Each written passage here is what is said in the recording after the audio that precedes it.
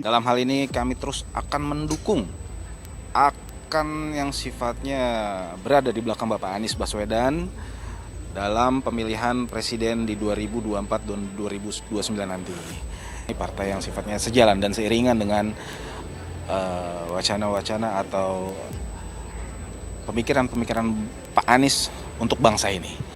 Gak nyangka, Anies malah dihabisi di sarang kadrun. Ulama Sumatera Barat ini berang. Pilih Anies masuk surga, pilih Ganjar masuk neraka. Pendukung radikal Anies emang edan. Assalamualaikum Ustadz, Waalaikumsalam. Jangan lupa Ustadz, 2024 kita milih, kita serapatkan barisan untuk milih Anies Baswedan. Pilih Anies masuk surga, pilih Ganjar masuk neraka. Nah, jadi lo Anies Ganjar menentukan surga neraka, Pak. Kalau nak pilih Anies, pilih saja, tapi jangan jual neraka dan surga. Halo, selamat datang di channel Redaksi Jurnal bersama JJ. Merasa tidak terima dengan tim pemenangan bakal calon presiden Anies Baswedan yang semakin kurang ajar membawa-bawa nama agama dalam politik, seorang ustadz di Sumatera Barat berang meminta kelompok pendukung Anies berhenti mengatasnamakan umat Islam di dalam persaingan Pilpres. Awalnya dalam video itu, seorang ustadz menjelaskan bahwa dia baru saja mendapatkan SMS. Isi SMS itu berisi tentang himbauan untuk memilih Anies Baswedan di Pilpres 2024. Jika memilih Anies, akan mendapat imbalan masuk surga. Kalau memilih Ganjar, akan masuk neraka. Melihat hal itu, ustadz itu pun langsung naik pitam. Ia meminta untuk berhenti mengaitkannya dengan agama. Anies dan Ganjar tidak menjamin orang masuk surga atau tidak. Jika memang memilih, pilih saja orangnya, jangan mengaitkannya dengan surga atau neraka, karena itu bisa memecah belah umat Islam. Sang ustadz juga meminta bersaing secara prestasi, jangan hanya menjual agama demi menarik simpati. Dari kejadian ini kita bisa menilai siapa Anies Baswedan sebenarnya. Dia hanya seorang yang tidak berkelas yang hanya memanfaatkan nama suci agama demi kepuasannya demi berkuasa. Tingkat rasionalitas yang rendah untuk memeluk agama akan dengan mudah dimanfaatkan oleh golongan-golongan manusia tertentu dalam hal mencari keuntungan pribadi dan golongan saja. Dengan dalih agama, rendahnya tingkat rasionalitas tentu saja akan berpengaruh kepada ego yang tinggi. Umat beragama yang memiliki ego yang tinggi tentu saja akan memandang agama sebagai tempat mencari kenikmatan semata, yaitu berfokus pada pamrih atau surga seperti seorang yang matre kepada Tuhan. Selain itu, yang memilih Anies belum tentu masuk surga dan yang tidak memilih Anies akan masuk neraka. Selain itu, yang memilih Anies belum tentu masuk surga. Pun sebaliknya, yang tidak memilih Anies belum tentu juga akan masuk neraka. Pasalnya, Anies bukanlah orang yang sempurna, yang bersih dari segala dosa. Anies adalah manusia biasa seperti manusia pada umumnya. Tak ada sesuatu yang istimewa yang dimiliki Anies, selain pembawaannya yang culun dan sok jujur. Hanya ada satu prestasi yang dimiliki Anies, yaitu ia pernah menjadi jubir tim pemenangan Jokowi JK di Pilpres 2014 silam. Saya rasa hanya itu saja. Mukanya yang kalem seperti Anies bukanlah sebuah jaminan jika orang tersebut jujur. Buah kedondong misalnya, dilihat dari luar buah kedondong tentunya halus. Namun setelah dikupas, wow, ngeri banget isi dari buah kedondong itu. Artinya kita tidak boleh membaca buku hanya dari sampulnya saja. Karena kadang-kadang sampul tidak sesuai dengan isi bacaannya. Pola-pola ini adalah hasil dari ketidakberanian bertarung dengan jantan. Karena nggak ada prestasi yang dibanggakan. Mainnya nggak jauh-jauh dari agama. Diancam pakai hukuman mengerikan dan neraka. Pokoknya suka-suka mereka. Mereka itu udah kayak pemilik surga dan neraka yang paling berhak memutuskan siapa yang bakal masuk kemana. Waspadalah dengan kelompok seperti ini. Ini kontestasi politik. Tidak ada kaitannya dengan agama. Tapi mereka sudah terlanjur ketagihan karena mudah, murah, dan gak ribet. Dan juga bisa menutupi kekurangan orang-orang yang tidak punya prestasi. Mereka udah bisa ditebak bakal dukung siapa. Mereka lebih jago jualan agama. Iming-imingnya jauh lebih bombastis, bikin sebagian orang gak bisa menolak. Bisa kita bayangkan betapa rusaknya moral anak bangsa jika sosok ini berkuasa. Maka dari itu sedini mungkin kita mencegah jangan sampai Anies dan gerombolannya berhasil dan menguasai juga menghancurkan harga dari negeri ini. Ngeri ya? Lihat saja tuh barisan di belakang Anies. Ada Napiter, ada ex-FPI, ada ex-HTI, dan lain-lain. Jadi bagaimana menurut Anda?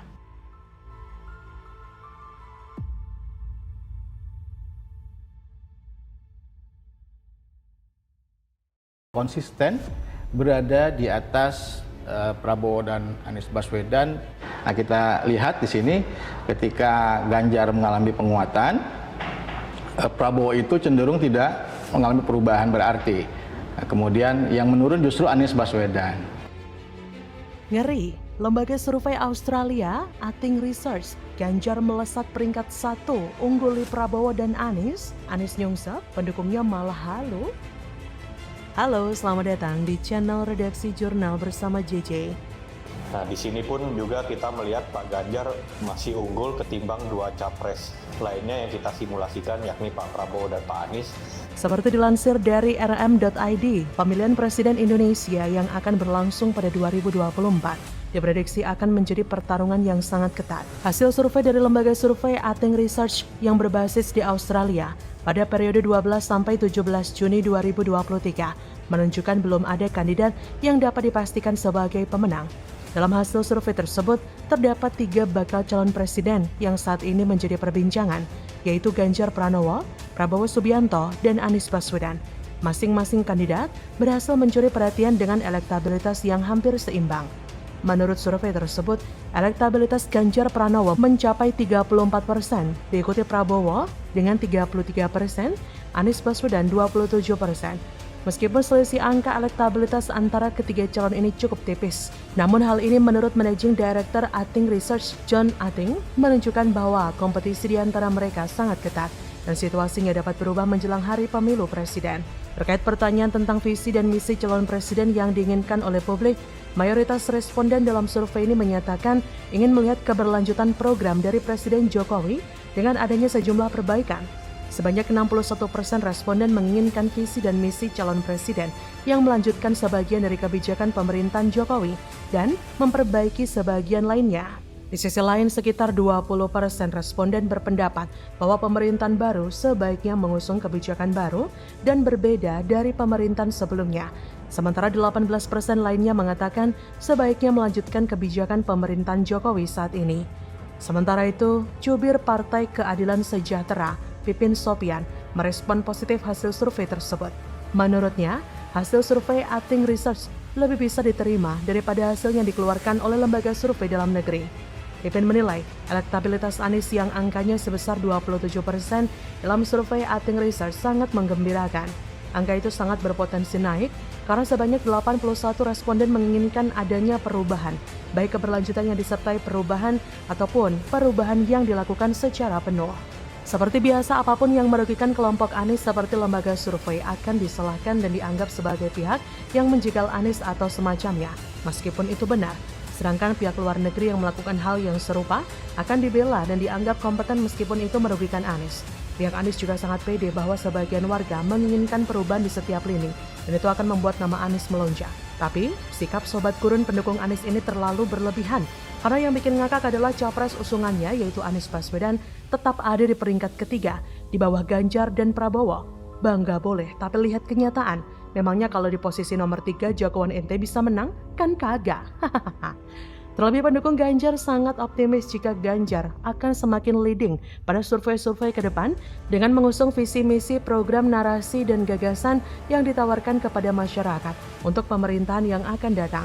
Sebagai bentuk keberlanjutan program pembangunan Indonesia, Ganjar telah berkomitmen dalam upaya pembangunan sumber daya manusia, interkoneksi infrastruktur dengan kawasan industri kecil, kawasan ekonomi, pariwisata, persawahan, perkebunan, dan perikanan, memangkas hambatan investasi, membuka lapangan kerja serta adaptif, produktif, inovatif, dan kompetitif dalam reformasi birokrasi.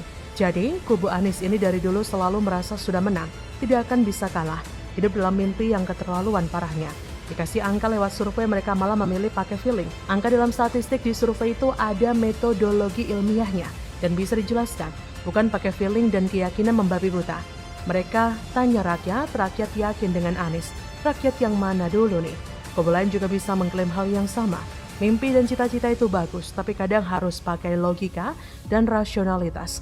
Mau menghibur diri ya bilang aja gitu, jangan bilang yakin bahkan bisa menang. Rumput pun berhenti bergoyang karena terkejut. Jadi, bagaimana menurut Anda?